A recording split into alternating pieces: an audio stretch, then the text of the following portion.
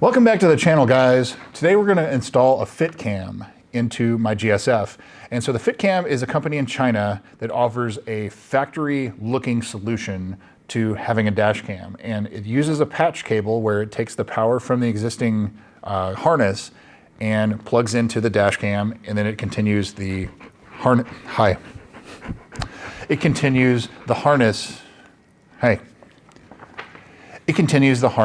into where it was going into the mirror, so it doesn't affect anything as far as usability. You can order it with or without a rear-facing camera as well, and it comes with a long extension cable, so if you wanted to mount it in your back dash or your back window, or you wanted to mount it on top of your rear view mirror, which is what I did in this case, because I'm more interested in proving that I'm not on the cell phone instead of somebody that's rear-ending me. But maybe it's not a bad idea because these cars seem to have a lot of rear-end accidents. My theory behind that is these cars have very small brake lights that actually light up compared to a lot of cars, and maybe people don't see them. And if you can't see a bright orange car, but that's a different story though. Most of these cars are black or white. It's a factory looking piece. I'll show you here later in the video the sound and audio quality. And I've had black view cameras in the past, which are kind of like the cream of the crop. They're $400 or $500 dash cams, and they are fantastic quality. And so this is $150 to $200, and you still get 4K quality, but all of the dash cams, even like the $50 ones, say it's 4K quality. And so it comes down to the CMOS sensor that they have and what kind of depth of field that they provide. And so this one, I would call it like a 7 or 8 out of 10 as far as quality, video quality, and you be the judge. Watch later in the video. I'll show how to install it very quickly, and then the rest of the video I will show you driving, and so you can hear and see things, and I talk about zooming into a plate, things like that. And I think for the price paid, and especially the factory look, it looks great, but my biggest concern would be the quality. And so the video quality, the output quality. So the video files that you're gonna see in the later part of this video, they are straight off the dash cam, and they are in 4K quality, the highest resolution that the camera allowed me to take it in. And I don't know, I would say overall I'm pleased, but I'm not overly pleased with it. And so you'll see what I mean. But anyway, stay tuned and let's see what happens here. So first and foremost, you have to remove the factory cover. There are two pieces, one up around the mirror, and then you're going to pull down. And there are 4 little clips holding it in place, 2 orange clips. This is the new piece. It looks like the original one, other than it has a camera and 2 extra wires hanging out of it because it has a rear camera. You can order it with or without the camera. And there is the harness that it comes with. It's a patch harness. It goes into that connector, and then you plug the factory stuff back into the harness. Pretty simple installation. It gives you plenty of room to tuck all the wiring up underneath there. And as I said, I'm mounting mine on my rear view camera on the top of the mirror with the provided adhesive. It does have a long extension cable if you choose to run it towards the back. For now, I'm going to just do it this way. And so that's what the rear view camera looks like. Hi. Finished product looks like a factory piece because it really is otherwise, other than the little piece hanging off the bottom. Well, here we are in the GSF, and I'm using the audio from the Fitcam, and I'm showing you what you can see, what you can hear.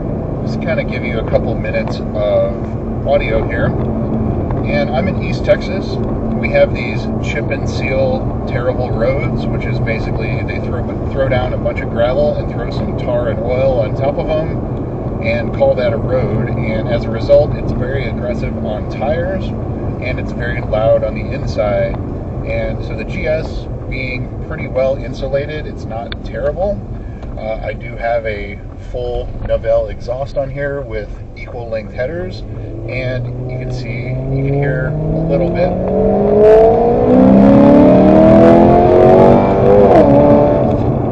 You can hear a little bit of the noise there from the exhaust. I do have the ASC turned off, but you can see that the reverse camera, you have the option of either running it through the headliner and to the back, or you can have it pointed at the driver. And I do have the rear camera sitting on top of the rearview mirror. It has adhesive there and it is adjustable.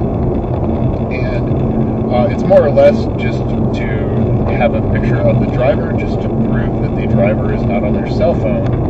And so if that is the case, you know, if there's an incident, an accident, it can clearly prove that you are not on your phone during the time of the accident, making sure you did not cause it if that's the case.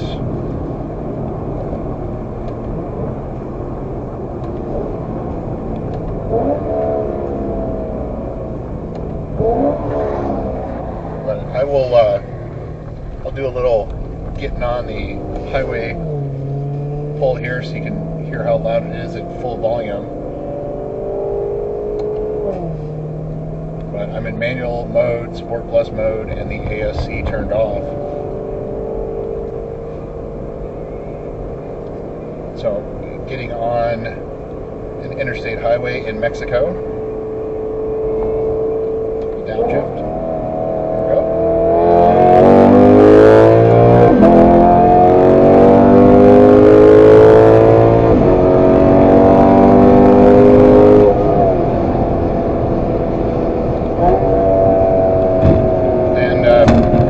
That's a number,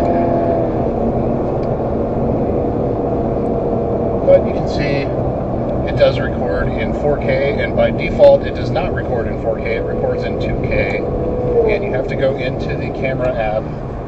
There's a FitCamX app. You have to go into the app and adjust the settings that way so it records in 4K.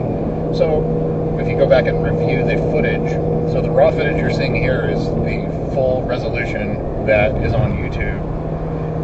And so let's see if we can see the license plate in front of me. It's Louisiana plate 506AFZ, and I'm about 2-3 car lengths away, and I'm coming up to him.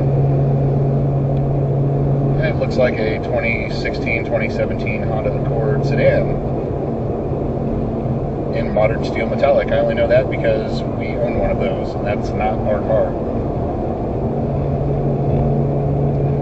But it's pretty good quality. I have one of these in my other vehicles as well, and I'm pretty happy with the quality, and especially at the price point of less than $150. If you want the rear camera too, it's closer to $200. But I have the same one in my F-150 and Land Cruiser, and the Accord I do not have one in because we're going to be getting rid of that one pretty soon. But the F-150, I've had that for about a year, and very happy with it. The sensitivity I've noticed, it's a little oversensitive, so like it'll permanently record to the card and not overwrite a file if it senses you were in an accident or something like that. We have pretty rough roads around here, and so if you go over like a rough road, a rough bridge gap, something like that, it will set off the sensitivity alert right there. Like I just went over some right there, some big bridge gaps. That would set off the sensitivity, and it has different levels where you can adjust it. I think I think I have it on this car set to low or medium, but there's low, medium, high, and I think extra high or something like that. And so I leave it on low on this car, and it doesn't seem to set it off, especially with this being a 2016. It has the stiffer suspension than the 17 through the 20s, and that seems to be where this camera's happy, and hopefully I never get in an accident with it, but that is something to keep in mind. So you have to tinker with the settings a little bit. You can change the loop from 1 minute to 3 minutes, depending on how long of clips you want. I would, however, if you have this for a long period of time, I would recommend replacing the SD card about every 2 to 3 years, because they do get worn and they do have a finite life. So if you want to protect the data, every now and then just download a file, make sure that everything is still working correctly.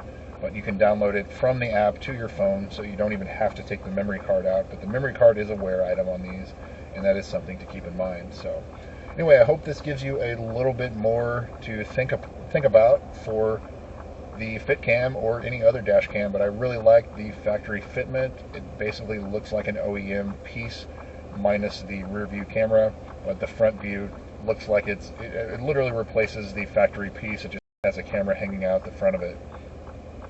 So anyway, I hope this helped you guys. Thanks again for watching, and we'll see you soon.